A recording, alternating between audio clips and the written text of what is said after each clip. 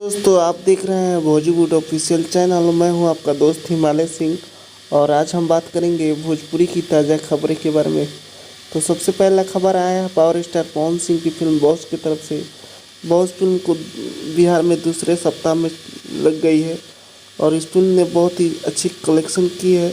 और दूसरा खबर आया है प्रदीप पांडे चिंटू की फिल्म ससुरा बड़ा सतावेला की तरफ से।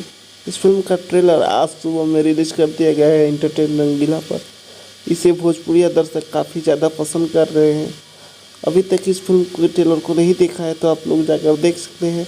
और तीसरा खबर आया है मतलब साईलाल यादव की तरफ से, जिनकी फिल्म चोरी चोरी चुपके चुपके को 7 बजे भोजपुरी सिनेमा टीवी पर चलाया जाएगा, यानी कि 20 नवंबर को शाम 7 बजे भोजपुरी सिनेमा टीवी पर चलाया जाएगा।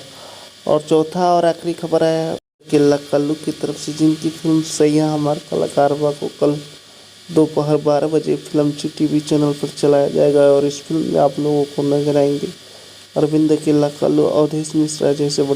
को आज की ताज़ा खबर कैसी लगी कमेंट करके बताइएगा। और हमारे चैनल पर नए हैं तो चैनल को सब्सक्राइब कीजिएगा, लाइक कीजिएगा, शेयर कीजिएगा।